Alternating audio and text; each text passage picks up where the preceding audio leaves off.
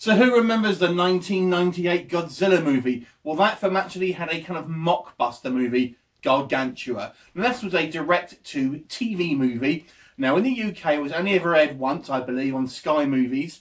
And like you couldn't get the mockbusters today, it's very much the same thing. It literally came out, I think, the same day as the premiere of the 1998 Godzilla movie.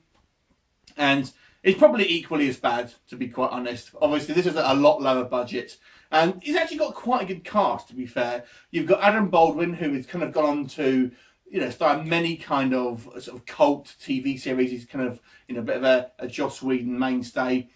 You've got Julie Carmen, who I was actually a huge fan of because of Fright Night 2. She played Regine in Fright Night 2. And you've also got a very young Emile Hirsch as well. Now, the story here is a marine kind of biologist and his young son basically kind of go to this sort of, this kind of like remote island, so to speak, and there his young son kind of befriends this kind of strange sort of 3 foot tall creature of kind of unknown origins. Of course, this is only a baby creature of a much larger sort of kaiju Godzilla type monster, and we have a couple of attacks on the island. Ultimately, the military are called in, and it pretty much follows that kind of standard sort of Godzilla template. Now, this is obviously a low budget film. However, I still think it actually was quite fun to watch. It's actually quite a long film. I think it's about 2 hours long, so it's relatively long for these kind of like sort of mockbuster movies. And yes, the effects are very bad. The creature design is kind of a little bit rubbish and just kind of rushed, and just looks like basically a kind of, you know, kind of messed up tyrannosaur basically.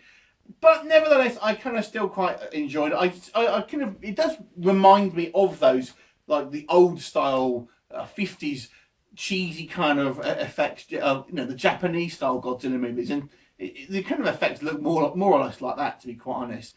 But despite all of the kind of the crappy script, the crappy direction, reasonable cast, but you know, I still thought it was quite a fun movie. I don't think it really is held up, if I'm completely honest. So if you were to watch it now, you'd probably think it was even crappier than it was back then, and even then it was crappy. But nevertheless, it's kind of a bit of an oddity to watch. It's actually quite hard to get hold of, I have to say. You can actually watch it on YouTube, to be quite honest, if you actually want to watch it. But I don't think it was ever released on DVD, so you can only kind of pick up VHS copies. Nevertheless, if you are a kind of monster fan, you like to track down all these kind of rare B-movie events, this isn't, you know, this isn't a complete waste of your time if you're kind of into those films. But like I said, if you're kind of more of a casual moviegoer, then really give this one a miss, unless you're just a fan of the cast I've just mentioned.